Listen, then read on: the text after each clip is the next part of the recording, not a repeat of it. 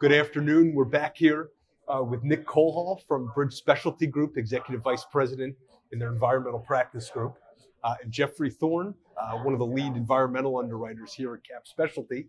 How are you guys doing? Great. Yeah. Good. I'm doing okay. Take two. How's it going so far at the conference? What are you guys hearing about the business? What are some of the opportunities, some of the challenges? I mean, really for me, it's just been kind of just meeting with my partners, like you guys, just kind of checking in. I haven't had too many challenges so far, but I think that's because, in the environmental space, we've been pretty soft. We didn't go through all those hard market transitions that the property and the auto and, everybody else is going through. So it's really just been meeting with the Valley partners and just kind of seeing, what's new coming in for next year. I mean, how many markets would you say now would technically call themselves environmental? Wow. I mean, what's your guess? Well, at SEEP, it was estimated that there was 55. My guess was going to be 50. Yeah. Right. Yeah. So I mean, look. How do you? And we'll get back to what kind of we're hearing at the conference. But how do you differentiate yourself as a market within 55, and then as a broker thinking about how you're going to all these different carriers? But you go first. Sure. Yeah, I mean, the environmental market has been soft since I started in 2020. So it's kind of been the same battle that we've been fighting the entire time. But good accounts and good insureds and good brokers recognize the markets that have been stable, that have good claims handling. So that's how we always promote ourselves. And then I don't want to call them unstable markets, but there's markets that come and go, and they kind of lose their value eventually. And as a broker, so you were independent. You're now part of CapSpecialty. How do you differentiate with our markets, with our carriers? Well, with your carriers and also with your clients. With our clients, it's just continuing to do the exact same stuff that we were doing before. So we were brought in by CapSpecialty to be their environmental practice group, and we kept the name Armor. They wanted us to keep the name Armor because we have that 25-year plus legacy in the environmental space for our retail clients, working with our retailers. And they wanted us to come in, and they wanted us to just continue to bring that level of expertise to not only continue growing our book of business that the retailers we work with, but also to help within CapSpecialty as a whole. And we've already been having a lot of synergy, a lot of cross-selling with some of the other practice groups who have retailers that have environmental accounts that they didn't quite know exactly where to take them before. Working with us to just try and help be that resource for them. So, I mean, how do you guys deal with, and not only on the brokerage side, but also on the carrier side, the dabblers, right?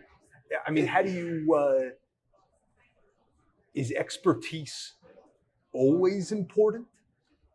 I think absolutely. I mean, of course, from your perspective, exactly. But in terms of the environmental specialists aren't the only people who broker environmental business. So where do you start to find? Is there kind of a point? Or is it just the type of client?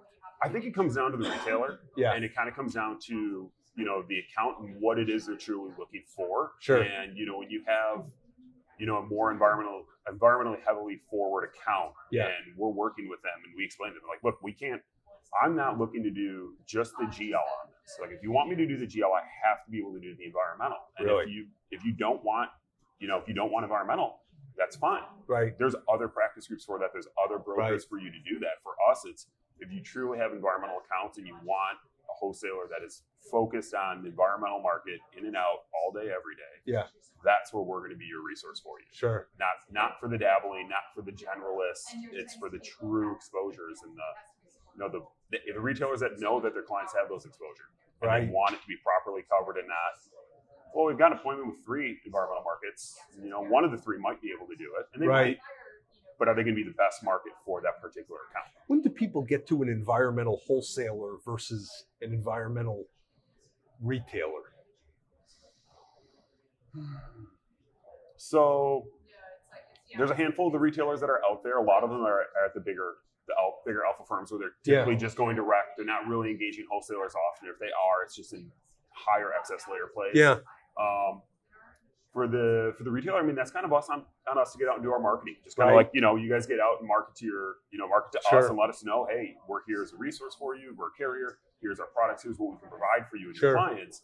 We're doing the same thing to our retailers. It's just letting them know this is what we work on. This is what we focus on. These are the types of classes of business we go after. If you have this type of, these types of accounts, or you're targeting these risks, here's your environmental exposures and where our policies can help fill those gaps between your GL or your property exclusions, et cetera. So, Jeffrey, on the idea of dabblers and, as a carrier, how do you look to differentiate and kind of show specialty with what we're doing?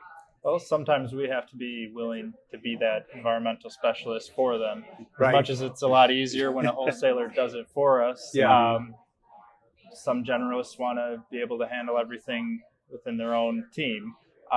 So they look to us to guide them a little bit. And as long as it's not being taken advantage of, we're happy to do that. And as long as they listen and learn from it. So that's certainly an angle to differentiate, because not everyone would be willing to guide them as much as we might be able to. Yeah, definitely. Last question, I'd be remiss in not talking about the new role at Bridge Specialty. So how's it going? It's going great. We've had, as I mentioned, we've had a lot of synergy and collaboration with the other practice groups and some of the other brands of Bridge Specialty.